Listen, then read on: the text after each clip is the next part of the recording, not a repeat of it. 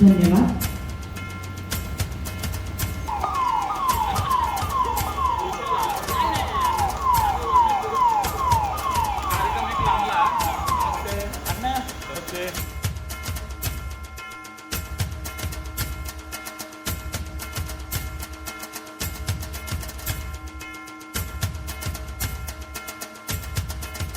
आपण आतुरतेने वाट बघत होतो अशा आपल्या पाहुण्यांचं, आपल्या लाडक्या पाहुण्यांचं आगमन झालेलं आहे.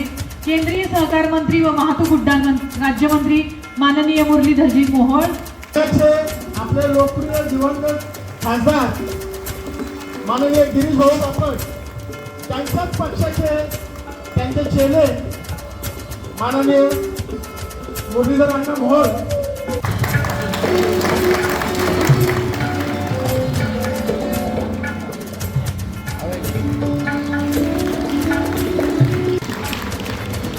ज्या मुलीला सत्कार मिळतोय ती मुलगी म्हणजे आमच्या इथं लेक टाऊन रिक्षा स्टँड आहे, त्या रिक्षा स्टँडचे अध्यक्ष अनिल चव्हाण यांची मुलगी आहे. आणि त्या स्टँडचं एक वैशिष्ट्य म्हणजे अण्णा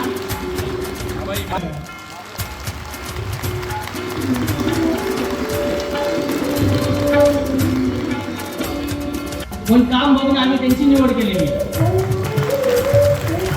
माननीय श्री कृष्णा बळवंत बामणीकर यांना हा समाजरत्न पुरस्कार देताना आम्हाला शिवनेरी रिक्षा संघटनेला अत्यानंद होत आहे.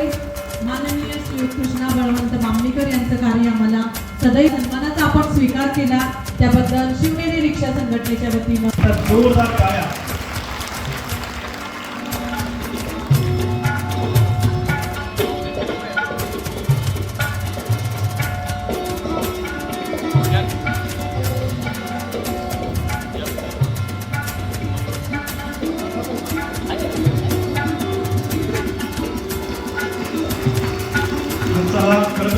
मोबाईल अनेक पैशांच्या बॅगा इथे दिलेला आहे. एवढंच काय सेंटरमुळे 25,000ची सामानाची पिशवी घेतलेली व्यक्तीला पुन्हा एकदा त्या व्यक्तीने परत सामान्याचा प्रयत्न केला. हा प्रामाणिक माणूस असतो हे नक्कीच विसार मोहम्मद नदाब साहेबांकडून कळते. त्यांचा सन्मान करताना आम्हाला नक्कीच आनंद होत आहे. व्यक्तिगत हितापेक्षा उच्च सेवा हे शिवनेरी रिक्षा संघटनेचे ब्रीद वाक्य आपण जगत आहात. आपल्या प्रतीच्या भावना सध्यातरी आहे.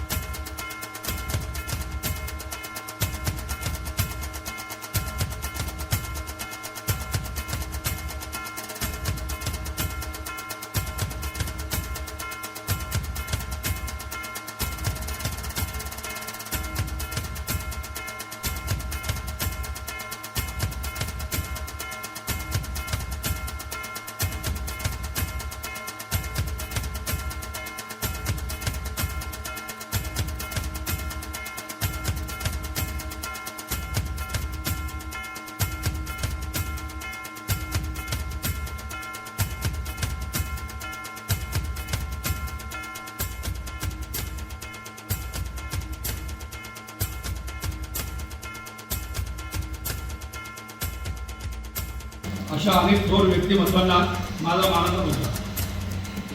मी अशोक साळेकर शिवनेरी रिक्षा संघटना अध्यक्ष, सन्माननीय व्यासपीठ व उपस्थित माझ्या सर्व रिक्षा चालक बांधव, विद्यार्थी बंधू भगिनी यांना माझा सप्रेम नमस्कार. शिवनेरी रिक्षा संघटनेच्या वतीने दरवर्षी रिक्षा चालक बांधवांच्या गुणवंत पाल्याची शिवनेरी शिष्यवृत्ती हा पुरस्कार देऊन कौतुक सोहळा आयोजित केला जातो. तसेच निरपेक्ष वृत्तीने समाजकार्य करणाऱ्या कार्यकर्त्यांचा समाजोन्नत पुरस्कार देऊन गौरव केला जातो. चिठ्ठी काढली जाते. एकदा जोरदार टाळ्या.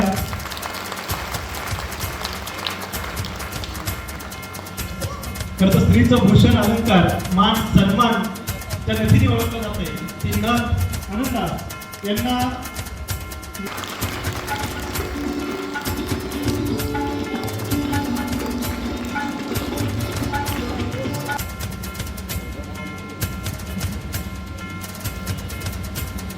चांदीचा कुंकवाचा करंडा, हळदी कुंकवाचं लेणं माझ्या माय माऊलीचं.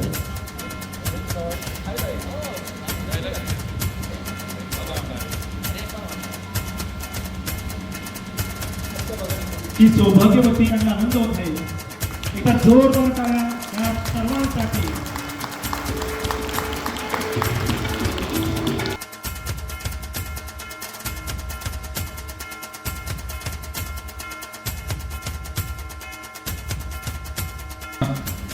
मुलांचा गुणगौरव केला जातोय, त्यांना शिष्यवृत्ती दिली जाते.